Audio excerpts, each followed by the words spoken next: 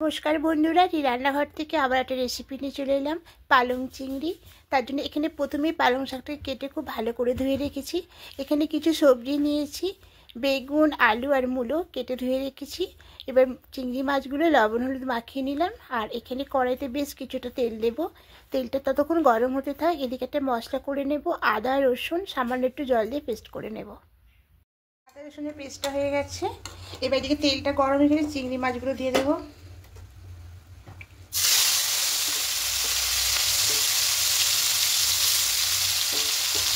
একটু জল চেপে চেপে দেবো। জল চেপে দিচ্ছে লবণ।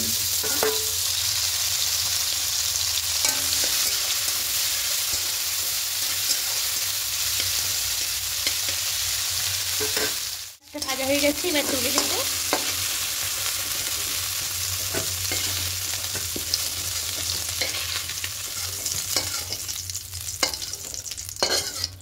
এবার এখানে আরো কিছুটা তেল দেবো।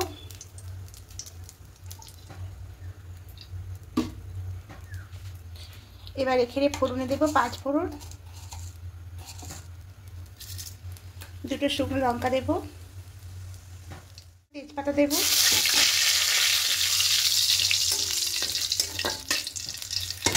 এবার এখানে একটা বড় সাইজের পেঁয়াজ কুচি দিয়ে দেবো।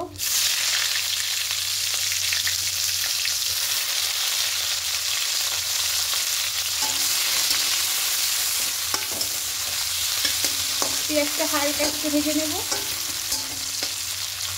হালকা ভাজা হয়ে এসছে এরকম। এবার এখানে বাকি সবজিগুলো সাথে দেবো।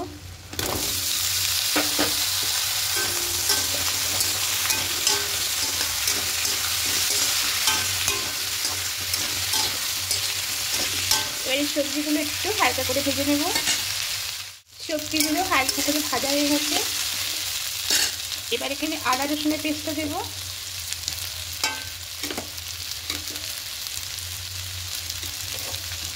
গুঁড়ো মশলাগুলো অ্যাড করবো, ধনিয়া গুঁড়ো, জিরে গুঁড়ো, হলুদ গুঁড়ো, লঙ্কা গুঁড়ো, পরিমাণ মতো লবণটা দেবো আর সামান্য একটু চিনি দেবো। এবার সব কিছু দিয়ে খুব ভালো করে কষিয়ে নেব। যে মিক্সি থেকে আদা রসুনটা পেস্ট করেছিলাম ওই জলটা একটু দিয়ে দেবো। দিয়ে খুব ভালো করে একটু কষিয়ে নেব।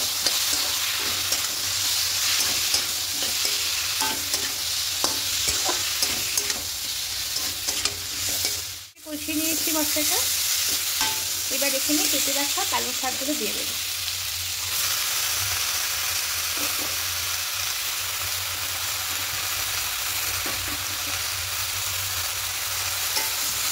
খুব ভালো করে মিশিয়ে নেব।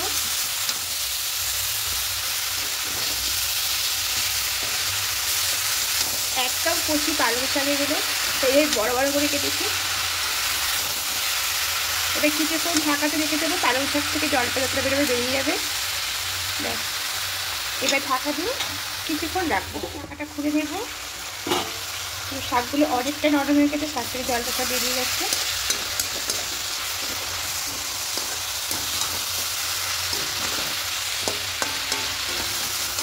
এখানে সামান্য একটু জল দেবো।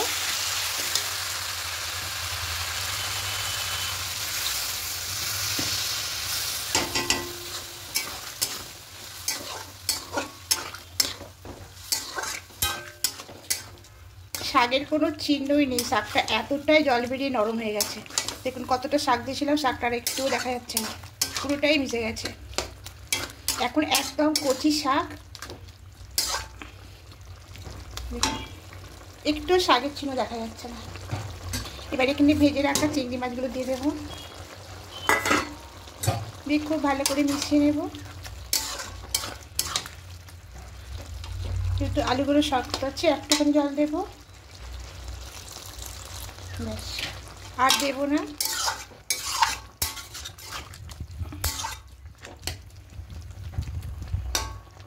এবার ঢাকা দিয়ে কিছুক্ষণ রেখে দেবো। এবার ঢাকাটা খুলে নেব। রান্নাটা একদম হয়ে গেছে। এবার খুন্তি দিয়ে একটু ঘেটে ঘেটে দেবো আলুগুলো। তো এরকম শুকনো শুকনো হয়ে এসছে। এবার গ্যাসটা অফ করে একটা অন্য পাত্রের মধ্যে নামিয়ে নেব। তো পালং চিংড়িটা একদম রেডি হয়ে গেছে। আর যদি বন্ধুরা আমার এই রেসিপিগুলো আপনাদের ভালো লেগে থাকে অবশ্যই কমেন্টে জানাবেন। আর নতুন বন্ধুরা যারা এখনও সাবস্ক্রাইব করেনি তাদের কাছে অনুরোধ রইল সাবস্ক্রাইব করে পাশে থাকার জন্য। আমিও আপনাদের পাশে থাকব। আর যারা ফেসবুক ইনস্টাগ্রাম থেকে দেখছেন তাদের কাছে অনুরোধ রইল অ্যালেক্স দীপা পেজটাকে ফলো করে দেবেন। আমি আবার কোনো রেসিপি নিয়ে চলে আসবো। আজকের মতো টাটা।